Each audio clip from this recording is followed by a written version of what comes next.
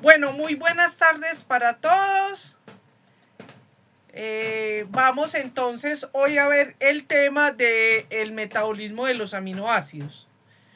Recuerden que este es un curso semipresencial, entonces las clases se graban y se suben a la plataforma. ¿Alguno de ustedes tiene inconveniente en que grabe?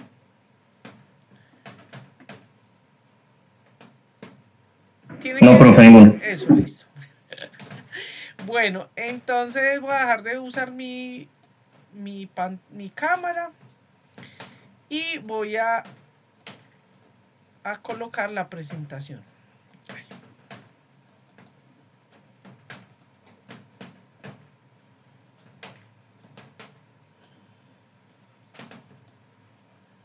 Bueno, vamos entonces a iniciar el metabolismo de los aminoácidos. Como se ha visto durante el curso, nosotros hemos visto los, eh, los macronutrientes, ¿cierto? Sobre todo con una orientación energética. Cuando hablamos del metabolismo, tenemos que entender que los compuestos no solamente tienen actividades energéticas, sino que también son estructurales. En el caso de las proteínas, sabemos que las proteínas son un compuesto fundamental para la formación de los tejidos, en especial, por ejemplo, los músculos. Pero aquí vamos a ver, esa orientación es cómo esas unidades, esos aminoácidos, pueden en un momento determinado convertirse en combustible. Bien, entonces lo primero que tenemos que recordar es por qué son importantes los aminoácidos, por qué usted tiene que saber de aminoácidos. Bueno, por lo que les acabo de decir, la vida es posible gracias a la interacción entre los elementos. Sin embargo, las estructuras que se hacen desde los elementos más simples como las bacterias, los virus, por ejemplo, los virus. ¿Qué es un virus? Un virus es información nucleotídica tipo RNA o DNA cubierto por proteínas. Entonces, los aminoácidos hacen parte de esos monómeros. Mono 1, mer unidad, son las unidades mínimas de esas proteínas. Esas proteínas entonces, como aquí lo queremos ilustrar y no vamos a orientar el metabolismo hacia la función que tiene estructural, ¿cierto? Tenemos que recordar que esos aminoácidos en su constitución proteica tienen una función muy plástica. ¿Por qué? Porque recordemos que muchas de esos aminoácidos pueden, o de compuestos nitrogenados, pueden hacer parte de receptores, hacen parte de toda esa información química que están a nivel de las membranas o dentro de la célula. Vamos a iniciar con algo que es supremamente importante para ustedes desde el punto de vista eh, como médicos, como profesionales de la salud. ¿Por qué es tan importante que usted como médico sepa qué son los aminoácidos? Porque resulta que nosotros tenemos que consumir lo que se llaman proteínas de calidad o de alto valor biológico. ¿Por qué?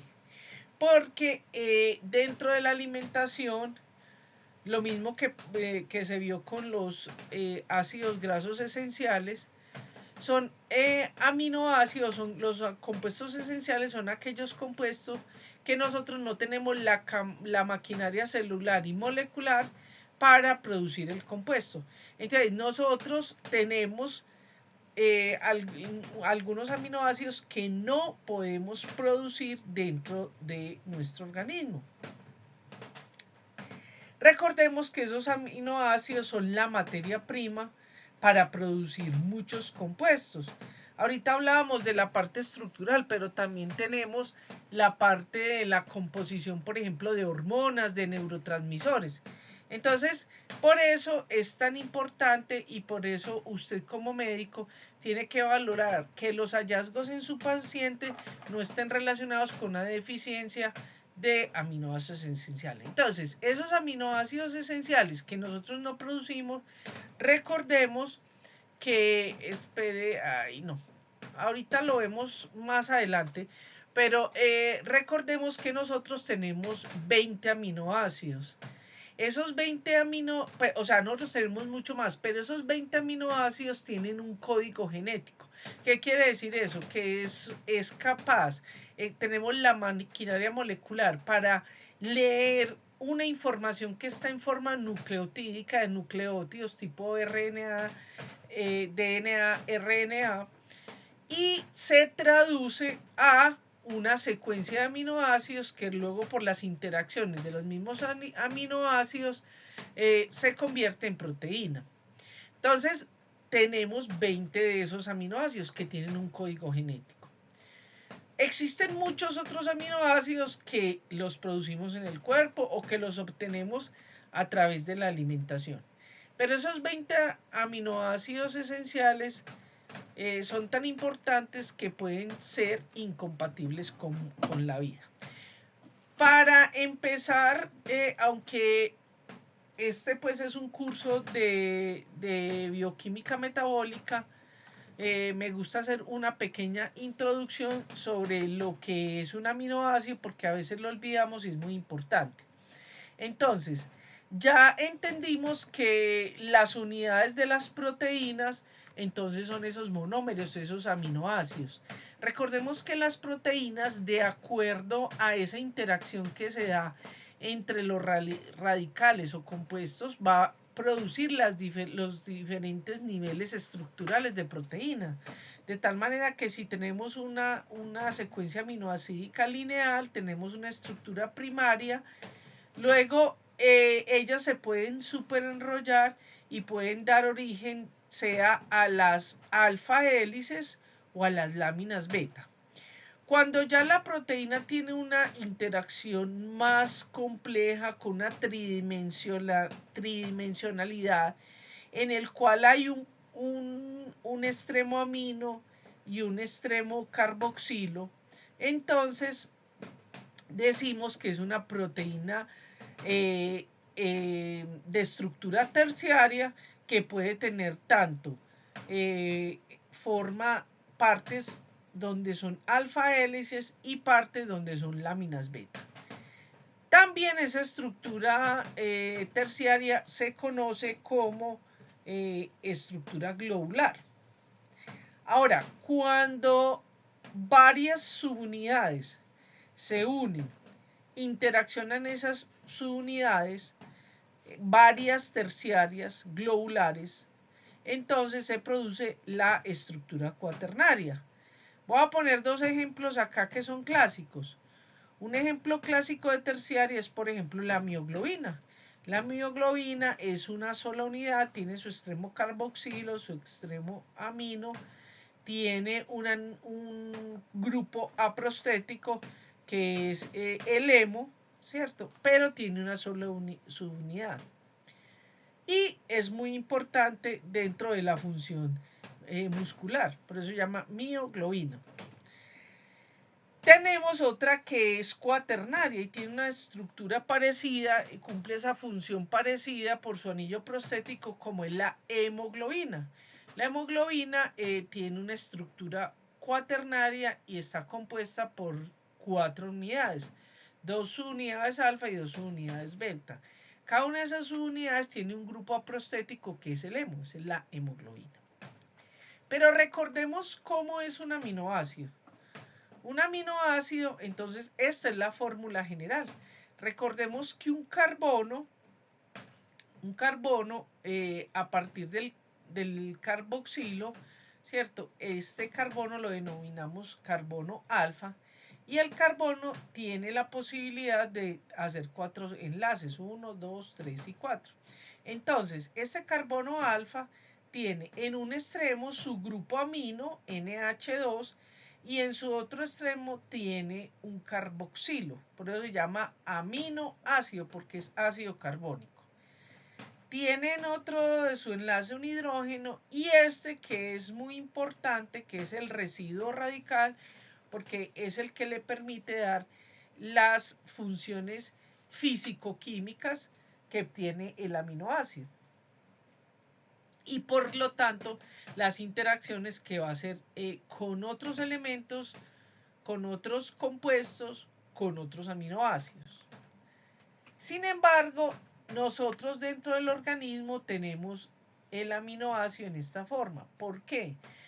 Porque el que acabamos de ver anteriormente es la fórmula química, pero como tiene una parte, fíjese que aquí tenemos la posibilidad de recibir o ceder un hidrógeno, al igual que acá, entonces, dependiendo eh, el pH y el pK donde esté el compuesto, va a tener una especie química.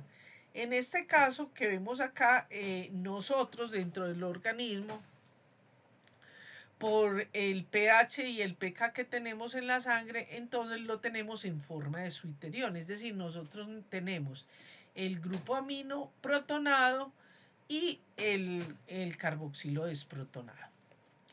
Por esa razón, en esta gráfica que vemos aquí, que es de la bioquímica de Leninger, nosotros en nuestros 20 aminoácidos, entonces podemos ver que la mayoría, todos tienen varios pK, ¿cierto?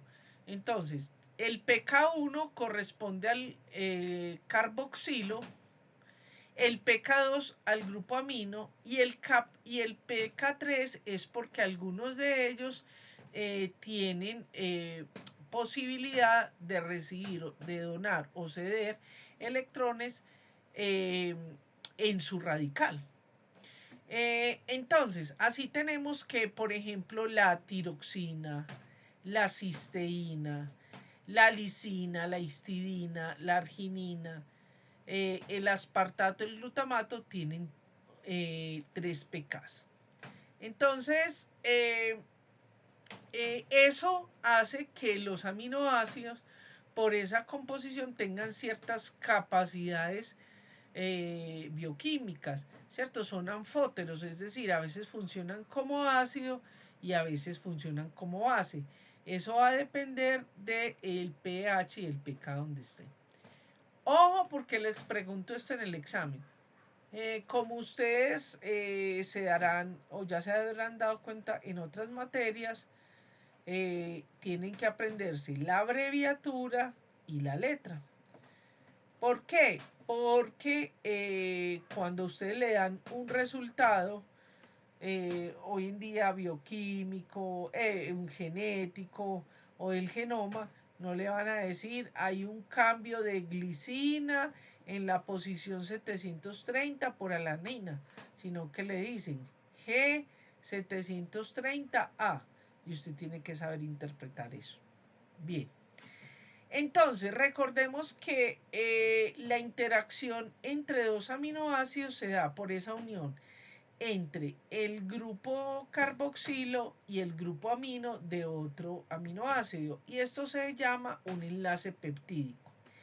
Ese enlace peptídico entonces puede ser bidireccional. ¿Qué quiere decir? Que pueden unirse, ¿cierto? O pueden separarse. Pueden separarse por ejemplo, condiciones químicas, como por ejemplo una enzima, una peptidasa, o como por ejemplo una sustancia, un ácido, una base. Entonces se va a desnaturalizar esa proteína, se va a romper ese puente de hidrógeno. O puede ser por efectos mecánicos. Algunos compuestos químicos o mecánicos desnaturalizan totalmente la proteína y no vuelven a ser iguales. El ejemplo clásico, por ejemplo, cuando usted le echa limón a la leche, ¿cierto? Y se producen todos esos grumitos, que es lo que va a dar origen al queso, al quesito, etcétera. Usted no puede llegar y quitarle el ácido y ya vuelve y se convierte en leche. No, ya la proteína se precipita. O, por ejemplo, en el huevo. Cuando usted cocina la clara del huevo, lo que es transparente, tiene la proteína nativa. Cuando usted la somete a calor, se rompen estos puentes de hidrógeno y se precipita la proteína. Bueno, y eso, entonces ustedes dirán, ve, esta profesora tan rara, ¿para qué nos dice eso? Ah, pues eso es muy importante, porque por eso cuando usted tiene un paciente que tiene alta temperatura, uno de los problemas, y lo vieron con el profesor en la parte de enzimas, en los que vieron estructural o pues en biología de la célula, ¿qué sucede? Que si sobrepasa la temperatura que nos en el cuerpo, lo que va a suceder es que se van a inactivar todas esas proteínas, por ejemplo, de actividad enzimática, y pues eso es incompatible con la vida. Bien, entonces así se van uniendo, ¿cierto? Y van formando un polipéptido, varios péptidos, varios enlaces peptídicos. Entonces aquí tenemos un polipéptido, ¿cierto? Miremos que están unidos por su enlace peptídico. Y aquí ¿qué podemos ver en esta gráfica? Reconocemos entonces el grupo amino, ¿cierto? Que está protonado, y el grupo carboxilo. Y aquí tenemos los radicales. Por ejemplo, este es el fenol, ¿cierto? O por ejemplo la alanina. O por ejemplo la glicina, ¿cierto? Bien. Resulta que esta disposición de estos residuos químicos es lo que hace que ellas hagan sus interacciones. Bueno, después de hacer esta pequeña introducción, para recordarles que los aminoácidos, también les preguntaré esto en clase. Esta es una gráfica que es de la bioquímica de Herrera. Me gusta mucho porque es una manera, porque siempre hablamos de los aminoácidos esenciales y de los no esenciales. Resulta que depende del libro donde usted lo lea, ¿cierto? Los aminoácidos, cuando decimos aminoácidos esenciales, entonces hay unos libros que traen 9, otros 10, otros traen 11, ¿cierto?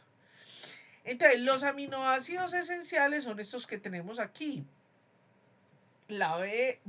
Ustedes lo leen allá, valina, leucina, y yo digo la letra, ¿cierto?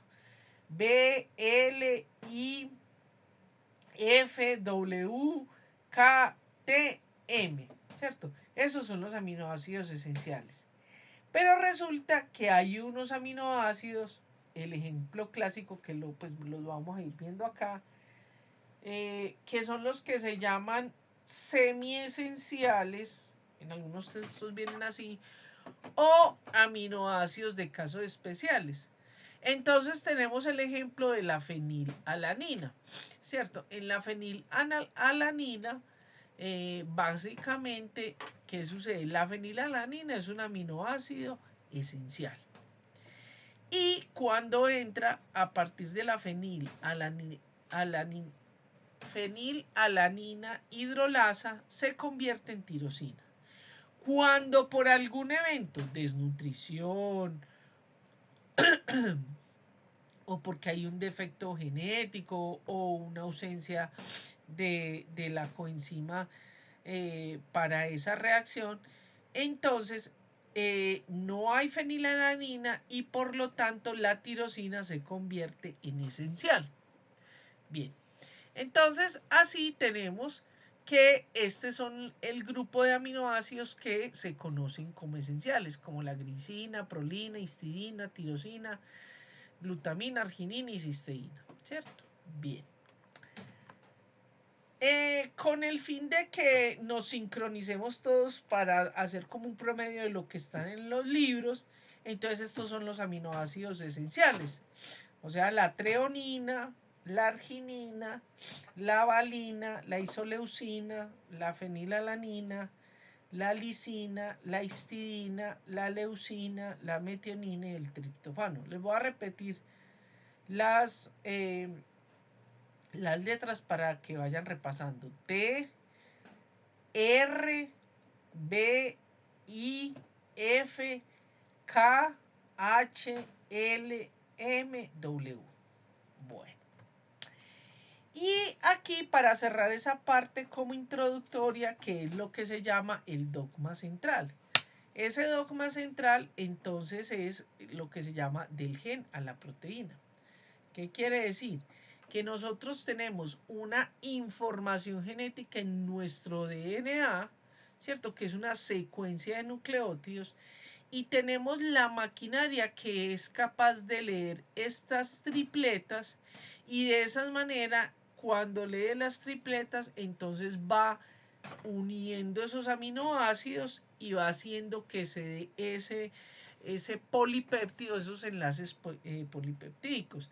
Aquí quiero hacer un reconocimiento a mi maestro, mi tutor de doctorado, mi doctor Fatar, el doctor Johannes Henry Mattei, que fue el que cerró el código genético. Eso les dio en el grupo en el que él estaba, que era el de Marshall, un premio Nobel porque él encontró lo que se llama el poli-U, la fenilalanina, que es esta. Este fue el último nucleótido y lo encontró mi tutor de doctorado.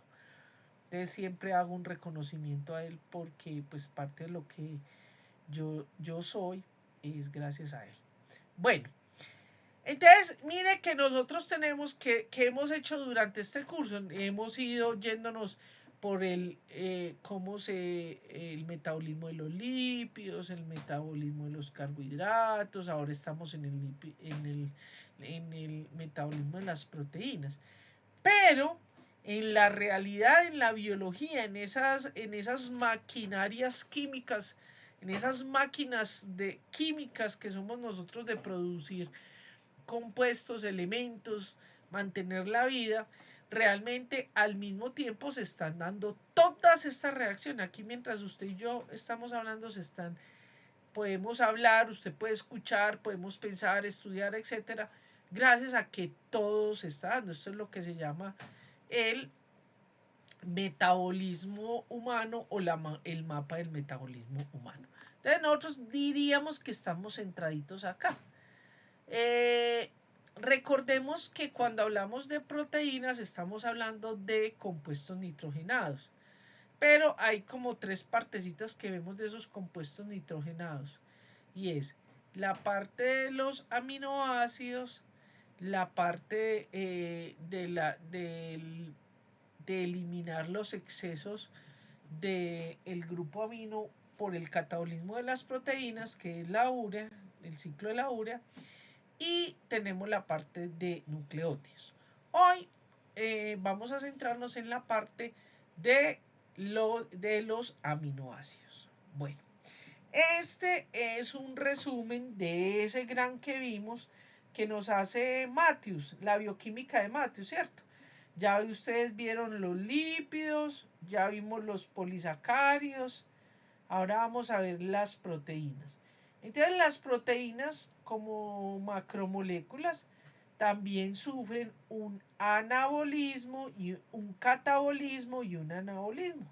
Entonces recordemos que a partir de esas grandes moléculas complejas como son las proteínas, nosotros obtenemos aminoácidos, como lo vamos a ver seguidamente, y a partir de esos aminoácidos pues podemos formar muchos otros compuestos como proteínas o incluso nucleótidos. Cabe resaltar que como les había dicho, aquí lo vemos como un componente de los aminoácidos, utilizarlos como sustratos, como combustible para producción de energía. Pero los aminoácidos también van a ser parte fundamental de producir otros compuestos.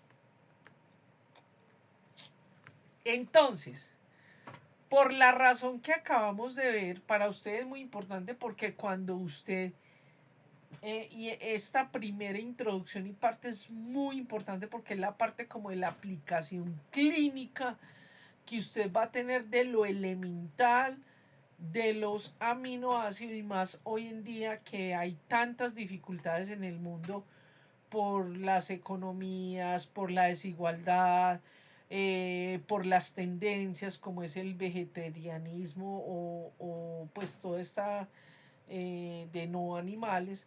Entonces, pues sucede que a usted a su consultorio le van a llegar muchos pacientes donde ustedes van a ver características y más en nosotros que somos un país en desarrollo, un país tropical, de mucha desigualdad, porque por ejemplo en algunas partes de Europa o de estos países ricos eso no se ve, pero en nuestro país, en el consultorio de ustedes, eso va a ser pan nuestro de cada día. Es decir, que ustedes vean desnutrición. Entonces ustedes van a ver los hallazgos cuando entre su paciente de una deficiencia o una desnutrición por deficiencia de proteínas. Entonces, aquí está, no me acuerdo, este creo que, no, este es de una aplicación que, pues de un programita que yo tengo, ¿cierto? Yo creo que se les puse varias formas, pero a ver, entonces ya vimos claramente que nosotros necesitamos una cantidad determinada de aminoácidos, ¿cierto? Esos aminoácidos, otra cosa muy importante que olvidé decirlo, es que es muy interesante porque los aminoácidos, nosotros tenemos mecanismos metabólicos, como vamos a ver en este tema, que permanentemente está reutilizando esos aminoácidos. Es decir, cuando por ejemplo nosotros, una célula es viejita, llega el macrófago, la fagocita, vienen ahí todas las organelas, lisosomas, perixosomas. Entonces esos aminoácidos que ya no hacen parte de proteína, la reutiliza el organismo. Por eso más o menos nosotros tenemos entre 250 y 350 gramos día que se utilizan para producir las proteínas.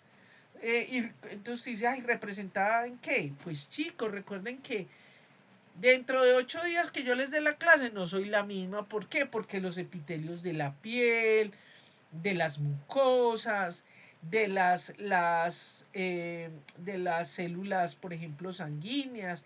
Recordemos, por ejemplo, que un eritrocito maduro dura aproximadamente 120 días en el organismo. Entonces eso permanentemente nos estamos renovando. Entonces, usted de esos aminoácidos, para que usted mantenga y esto no se descompense, ¿cierto? Usted tiene que tener aproximadamente mínimo 100 gramos día de proteína. Sobre todo porque son la fuente de los aminoácidos esenciales. Eh, También cabe resaltar que, como lo verán en la parte de nucleótidos, los excesos de proteína, o por ejemplo hoy en día que están tan de moda todas esas dietas cetogénicas o dietas basadas en proteína, eh, chicos, hay que tener, futuros médicos, hay que tener mucho cuidado con eso. Yo, Natalia Mensa, recomiendo que la mejor dieta es la no dieta. Es decir, lo primero que uno tiene que hacer antes de hacer una dieta es caracterizarse cómo está el del médico, ver cómo están los riñones, cómo está el hígado, cómo están las lipoproteínas, pues cómo está todo su organismo para ver si al hacerle ese reto de hacer una dieta con un propósito de bajar peso, de ganar masa muscular, bueno, diferentes formas que hay, ¿cierto? Mis órganos y mi organismo está preparado para eso, porque si no se da una descompensación metabólica. Ahora, esos aminoácidos entonces, además del recambio, eso es lo que se llama el recambio proteico, esos aminoácidos básicamente tienen dos grandes funciones, pues independiente de esta, ¿cierto? Aquí podríamos decir que el sistema se mantiene. Y una es la producción de los productos, la biosíntesis de los productos que se necesita, o sea, lo que dijimos, estructurales, hormonas, bueno, neurotransmisores, etcétera. Que más o menos esa biosíntesis gasta más o menos 100 gramos día, ¿cierto? Por eso casi que quedamos igual, ¿sí? Por eso si usted tiene una actividad física importante o tiene una proliferación celular y sobre todo maligna, eso hay que tener en cuenta la pérdida de masa muscular o la ganancia de masa muscular de acuerdo a la ingesta. Aquí viene una cosa muy importante. Recuerden que nosotros tenemos el organismo y aquí le dimos una relevancia a los carbohidratos porque, como ya sabemos, nosotros tenemos unos órganos que son glucodependientes, como lo es el cerebro, como son los glóbulos rojos, ¿cierto? Sin embargo, nosotros podemos obtener energía a partir de ácidos grasos o de aminoácidos. Los ácidos grasos, recordemos que hay unos que no pasan la barrera hematoencefálica, ¿cierto? Ahora, lo interesante de los aminoácidos es que el aminoácido, ¿cierto? Tiene, ya vimos, tiene una estructura carbonada y esa estructura carbonada puede ser reutilizada para producir energía o para producir metabolitos intermediarios que produzcan energía, como glucosa, como cuerpos cetónicos. Ahora, desde el punto de vista del catabolismo, resulta que los aminoácidos, bueno, utilizan esa parte carbonada, pero entonces eliminan, si ese grupo amino, ¿cierto? No tiene su destino, entonces hay que eliminarlo de la sangre. Y eso se hace por la síntesis de la urea, la biosíntesis, la producción de urea, que se da a nivel hepático. ¿Por qué? Porque el grupo amino en nuestro organismo se convierte, ya vamos, eso lo vamos a ver cuando veamos la urea, se convierte en ion amonio, que es NH3+, o amoníaco, NH4.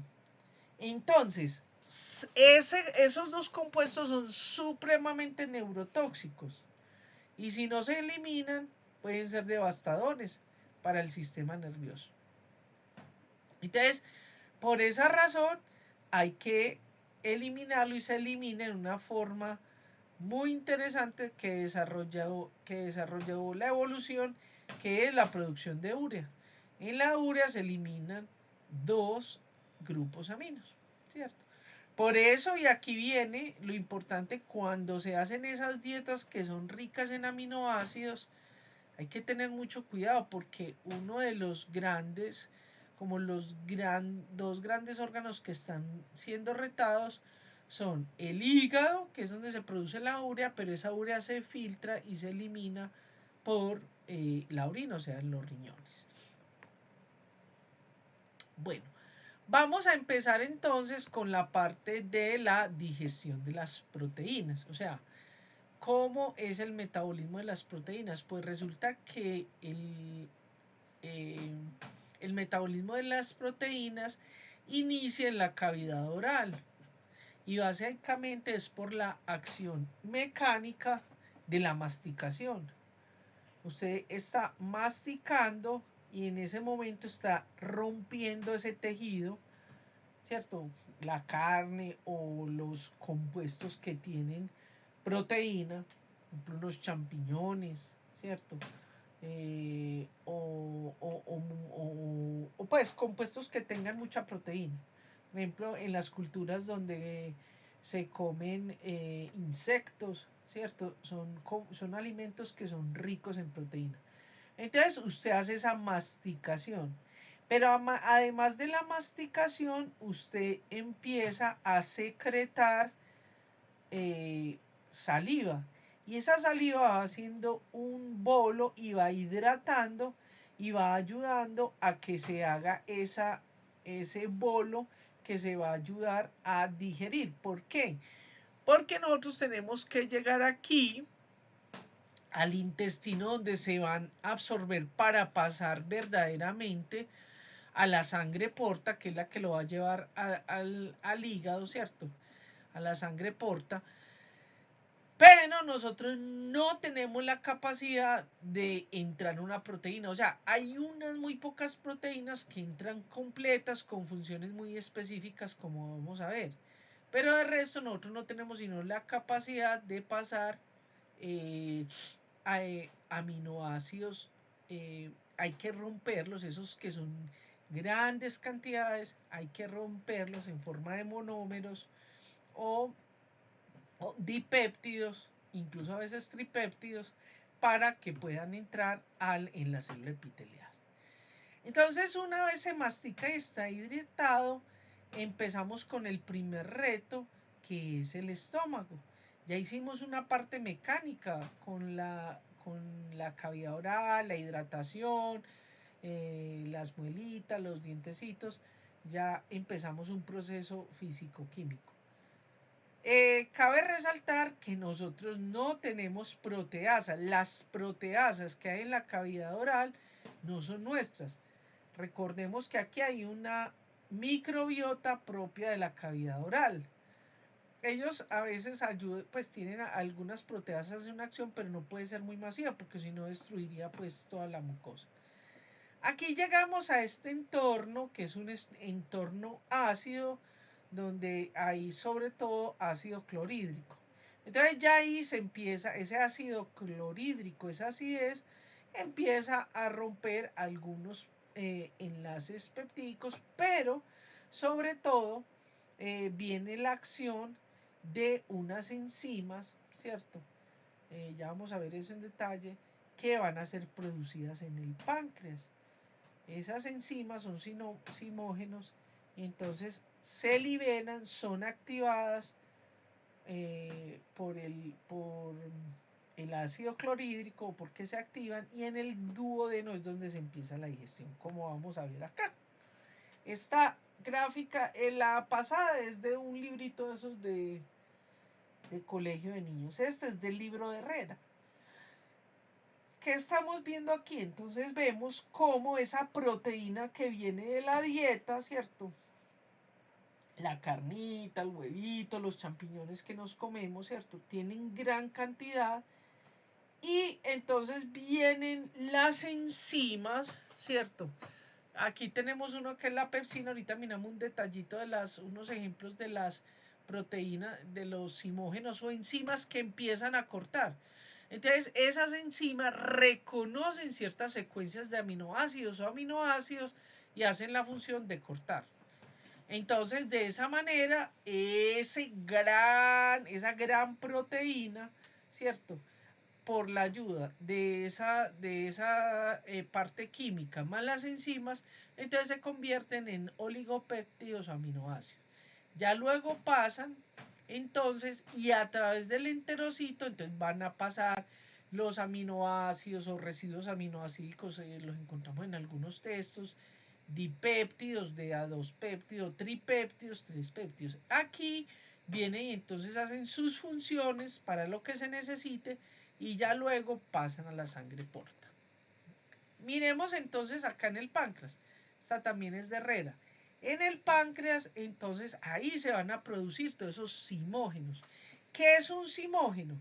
Un simógeno es una proteína con actividad enzimática, pero que está en forma inactiva.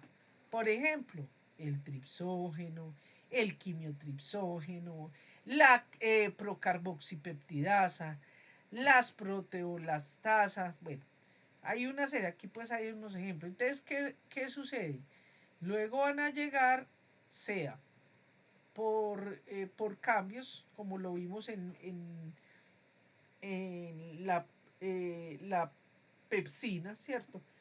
Que es por el ácido clorhídrico, o porque tenemos bacterias enteropeptidasas, es decir, enzimas que van a ser producidas a nivel de, o sea, las bacterias nos van a ayudar en eso. Las bacterias no solamente es con los aminoácidos, sino que ya se saben en esta nueva, en estos nuevos conocimientos en medicina, que ya no son tan nuevos, pero que para nosotros sí, la parte de la microbiota se sabe que nos ayuda en la digestión, en el metabolismo de estos combustibles, o sea, de los carbohidratos, de los ácidos grasos o lípidos y pues por lo tanto en las proteínas.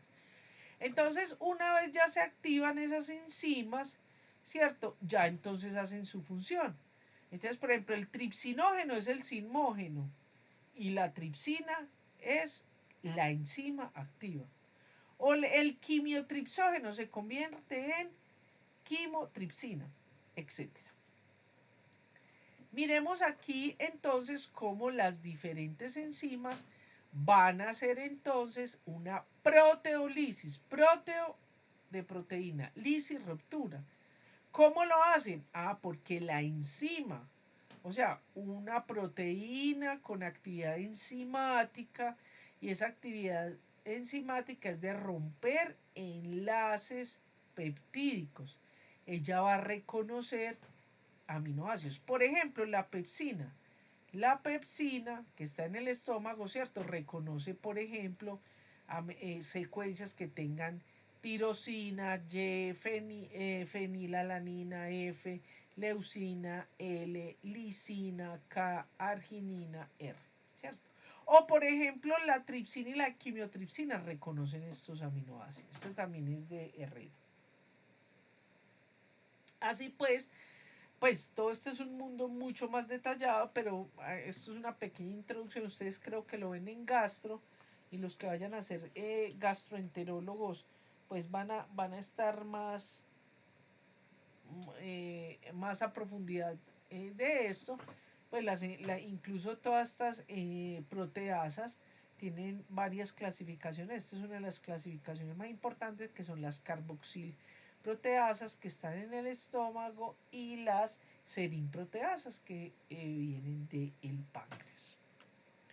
Bueno, una vez ya se hace esa digestión, se hace ese corte de los enlaces peptídicos, esa ruptura de los enlaces peptídicos, los aminoácidos ya entonces quedan de tal manera que puedan entrar al enterocito.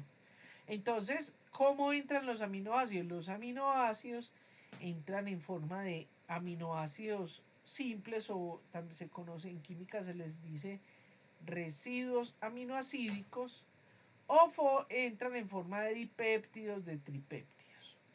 Bien, esos aminoácidos entonces, bueno, y hay unos pequeñitos, como le digo, que son pequeños péptidos muy específicos, que son reconocidos por la membrana del enterocito, se fagocita, e incluso entran en forma de fagosomas, entran y van directamente a la sangre. Pero normalmente la mayoría de aminoácidos entonces entran por unos canales. Esos canales son canales que son dependientes, algunos aminoácidos dependientes de protones, otros son dependientes de sodios, unos incluso dependen de la bomba, de esa sincronía de la bomba sodio-potasio.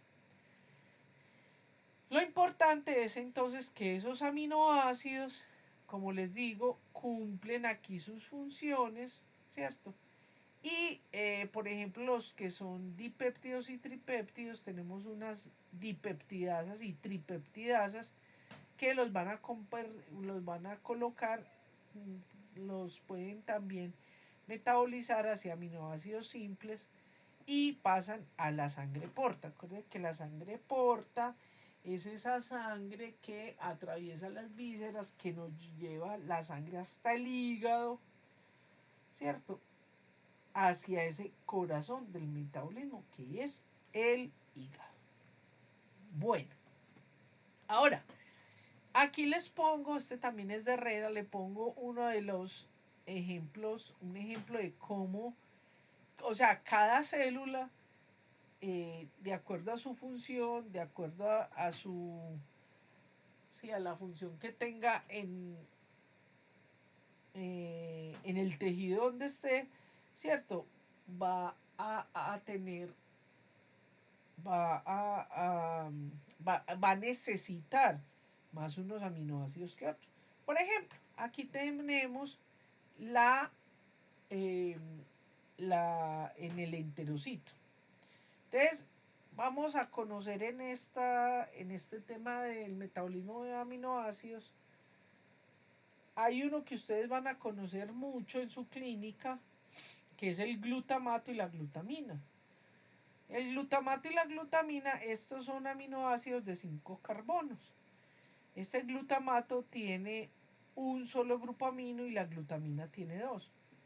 Entonces, ¿y por qué es importante? Porque usted va a ver, dependiendo pues lo que usted haga, con el que se va a trabajar como médico, como internista, a nivel de hospitales, los urgentólogos, bueno, porque usted muchas veces va a tener que poner en los líquidos, usted va a poner líquidos que tienen estos aminoácidos, ¿cierto?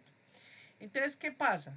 La glutamina y glutamato, que yo cariñosamente los llamo los metiches porque están en todas partes, pero es básicamente por eso. Lo mismo el ácido aspartico, la alanina, eso lo vemos más adelante. Pero entonces esa glutamina que tiene dos aminoácidos, sí, dos grupos aminos, perdón, dos aminoácidos no, sino dos grupos aminos.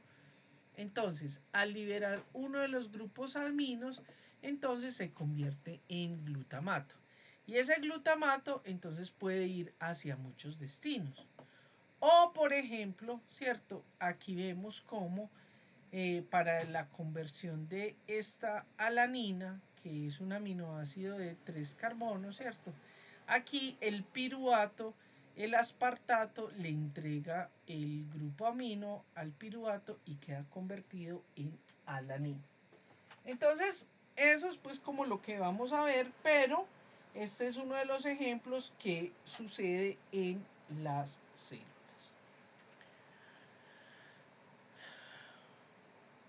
Bueno, ese es un resumencito como para ya ir pasando, ¿cierto? ¿Qué es lo que va pasando constantemente, ¿cierto? Entre los nutrientes que vamos consumiendo en la dieta, ¿cierto? Los que vamos utilizando para las diferentes funciones, el metabolismo energético, ¿cierto? Y los elementos que excretamos. Entonces, dentro de los compuestos nitrogenados de excreción, entonces tenemos, por ejemplo, la urea, el ácido úrico, las porfirinas, etc. Bueno, hay un tema que es muy importante y es a nivel celular. Y es ese metabolismo que se da. Recuerdan que habíamos visto que más o menos hay entre 250 y 350 gramos día, ¿cierto? Que es como ese recambio proteico. Entonces, esas proteínas, ¿cierto?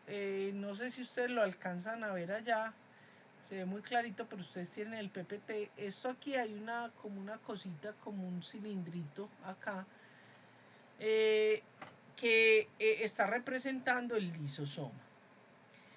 El lisosoma juega un papel protagónico en las proteínas endógenas. ¿Por qué?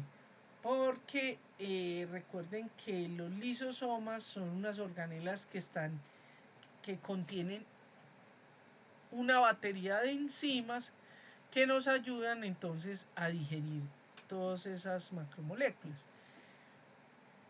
Esas proteínas endógenas entonces pueden venir de muchas fuentes. Por ejemplo, lo que se llama la macroautofagia, ¿cierto? Por ejemplo, las células, las bacterias que ya no se necesitan, ¿cierto? Dentro de la misma se fagocitan y entonces se unen, los lisosomas se unen eh, a eso que se ha fagocitado, ¿cierto? O sea, endocitado, y entonces se activan, se acidifica la vacuola, viene el lisosoma, le entrega la batería de enzimas, y entonces de esa manera entonces se reutilizan todos esos aminoácidos, ¿cierto? Hay algo que es muy importante, que ahorita ha tenido pues como mucha, y que va a ser muy importante para ustedes en el futuro no muy lejano, que es la parte de los proteosomas, ¿cierto? Porque entonces cuando se hacen esas digestiones de esas proteínas se crean unos péptidos, ¿cierto? Unos pequeños péptidos, y esos péptidos tienen unas funciones celulares muy importantes, y que hoy en día pues han sido, se están utilizando para, pues, para muchas funciones de diagnóstico o para objetivos terapéuticos, etcétera. Pero esos proteosomas, ¿cierto? Como eso ha sido algo que se produce en el organismo, también a partir de esos pequeños, eh, de esos proteosomas, ¿cierto? Pueden entonces obtenerse a través de peptidasas aminoácidos. Esos son ese recambio de proteínas se da por las proteínas endógenas. Recuerde que habíamos visto una que venía de los alimentos y una que pues que viene de la parte interna.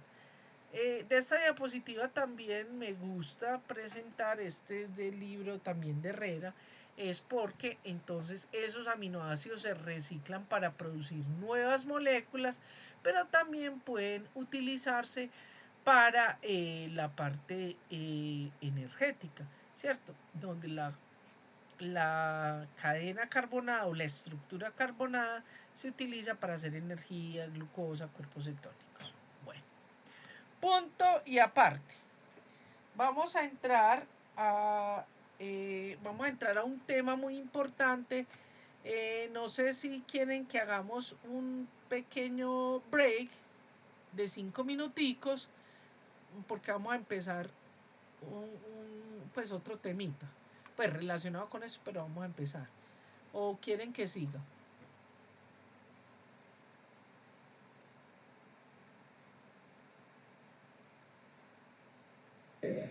Profe, como usted prefiera. No, para mí es igual. Bueno, entonces sigamos adelante. Bueno, entonces vamos a ver algo que es lo que usted va a ver en su consultorio, ¿cierto? Cuando usted ve a un paciente, entonces usted al verlo nomás físicamente, usted va a poder predecir más o menos, antes de que haga la anamnesis, antes eh, de que inspeccione a su paciente para ver, porque usted lo ve físicamente y usted más o menos va a decir cómo podría predecir cómo está ese balance nitrogenado. Este balance nitrogenado o equilibrio nitrogenado es una terminología que fue desarrollada en el área de nutrición. Las nutricionistas, los nutriólogos, es quien más los utiliza. Pero para ustedes pueden llegar a ser muy útiles. Y entonces estamos hablando de que ese balance nitrogenado o equilibrio nitrogenado es cuando lo que se ingiere es igual a lo que se excreta. Entendiéndose excretado, ¿cierto? No lo que eliminamos de urea, de materia fecal, sino, yo no sé pues por qué lo pusieron así, pero lo excretado es también como lo que es utilizado, ¿cierto? Entonces, eh, cierto, recuerden que acabamos de ver que nosotros consumimos, por ejemplo, las proteínas y una parte entran en el recambio proteico, y otras realmente se utilizan y se descompone el aminoácido. Ahora, cuando el equilibrio o balance nitrogenado es negativo es porque es más lo excretado que lo ingerido. Pero le digo que es una terminología, pues así está y uno no puede cambiar eso, pero es como decir que es más lo gastado que lo ingerido. ¿Cuáles son los ejemplos clásicos de eso? Por ejemplo, en la inanición. ¿Por qué? Porque cuando una persona está en inanición, como no tiene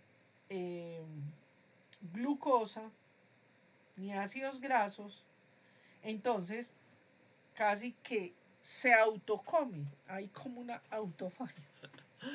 Es decir, empieza a utilizar los aminoácidos que son del músculo, utiliza esa estructura carbonada para mantener esa homeostasis calórica, para que no colapse el sistema. Lo mismo pasa en la desnutrición. En la desnutrición proteica, que ya vamos a ver como unas entidades que nos muestran muy claramente eso, ¿cierto? En la desnutrición proteica, como tenemos que hay un recambio proteico donde se necesita de las proteínas que tenemos, por ejemplo, la más abundante que tenemos en la sangre, que es la albúmina, ¿cierto? Pero cuando hay una desnutrición, entonces esas proteínas no alcanzan, es decir, como hay, recordemos que nosotros necesitamos unos aminoácidos esenciales. Entonces, como no alcanzan a suplir el sistema, empieza a darse una desnutrición proteica. En la senitud del adulto mayor, ya aquí es por diferentes problemas, porque ya no come, porque ya no asimila. Igualmente, en las fiebres severas, ¿por qué? Porque en la fiebre severa, acuérdense que cuando hay un proceso infeccioso, inflamatorio, se prenden una cantidad de señales químicas donde hay que producir una cantidad de proteínas, ¿cierto? Que van a participar en ese proceso inflamatorio.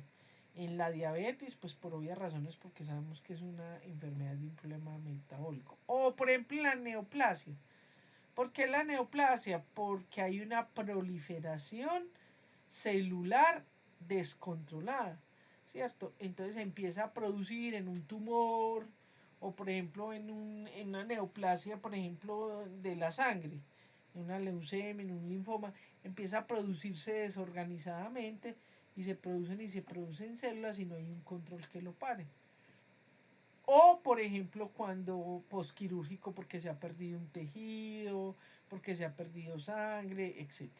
Bueno, lo mismo en las quemaduras y en la sepsis que lo anterior. Y ahí, en los tres ejemplos clásicos del equilibrio nitrogenado positivo, ¿cierto? Donde es mayor lo ingerido que lo excretado, tenemos entonces la niñez. ¿Por qué? Porque ahí el niño, ¿cierto? Como está en ese proceso de crecimiento y desarrollo, entonces él come y come y come, pero es más lo que come que lo que alcanza a utilizar para hacer ese crecimiento y desarrollo. Lo mismo en la gestación, ¿cierto? Ahí en la gestación recordemos que se está creando un nuevo ser, entonces la madre consume y está, pues está dotando ese crecimiento del bebecito, ¿cierto? Pero es más lo que se consume que lo que se logra sintetizar. Y después de la inanición, por obvias razones, ¿cierto? Porque usted cuando le quitan la inanición, por más que le den suplementos, las super comidas, usted tiene una rata, un metabolismo que va a ir utilizando los compuestos. Entonces vamos a ver dos entidades que son muy frecuentes en dietas bajas en proteínas y que para nosotros eh,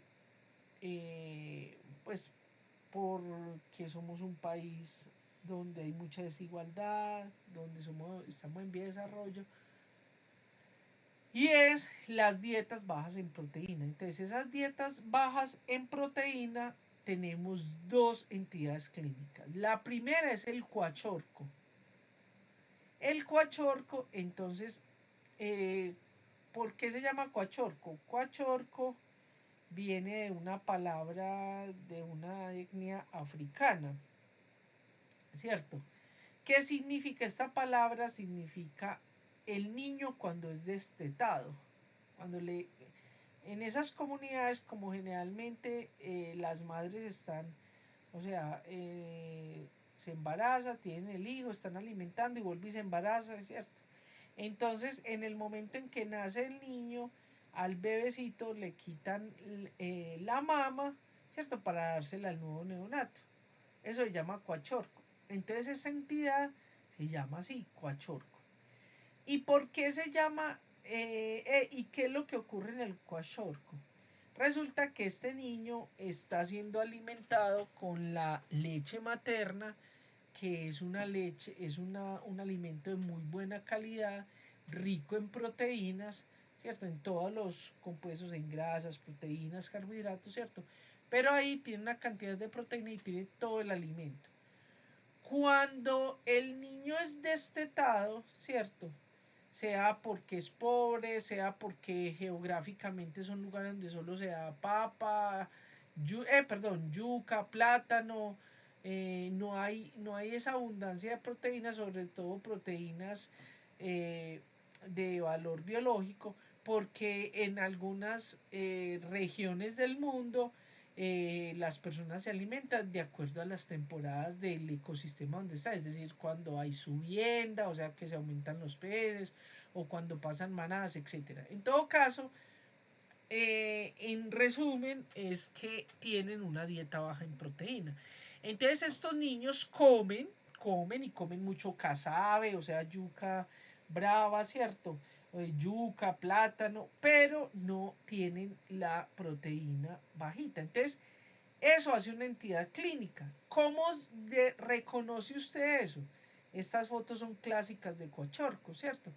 Porque estos niños, por supuesto, van a tener un retardo en el crecimiento y desarrollo, porque no solamente es en el crecimiento, sino también en el desarrollo, porque les afecta el desarrollo neuronal cognitivo. Entonces ellos empiezan a desarrollar una hepatoesplenomegalia, ¿cierto? Tienen abdómenes voluminosos. Miren que este niño está totalmente caquético, pero tiene un abdomen aumentado. Este niño también está caquético. En este caso, en estos tres casos, los niños... bueno, ese abdomen globoso puede ser por un lado porque tiene la hepatoesplenomegalia y que van a desarrollar una anemia, y por otro lado porque ellos a veces hacen edema. ¿Y por qué hacen edema? Por la ósmosis, hacen retención de líquidos porque ellos tienen una disminución de la albúmina plasmático. Entonces, por ejemplo, estos niños están edematizados, estos niños están hinchados, tienen edema.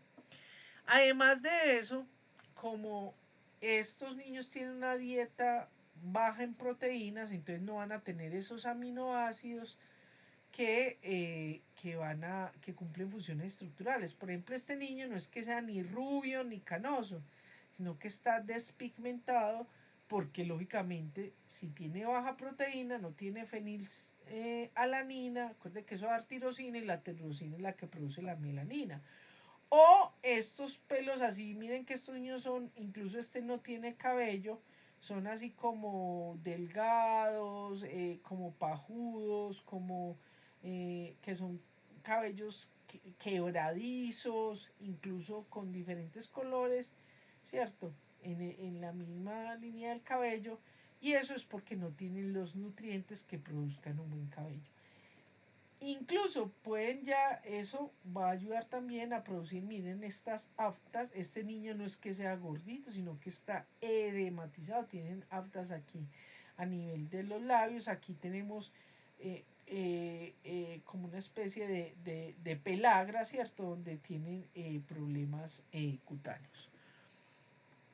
Pero entonces básicamente podríamos resumir que el cuachorco va a estar caracterizado por ese retardo en crecimiento y desarrollo, en abdomen globoso, disminución de albúmina en plasma, anemia y hepatomegalia.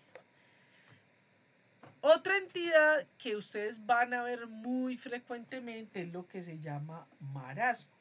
El marasmo es una palabra vietnamita que viene y significa no, sino que está mostrando una entidad en la que hay una pérdida masiva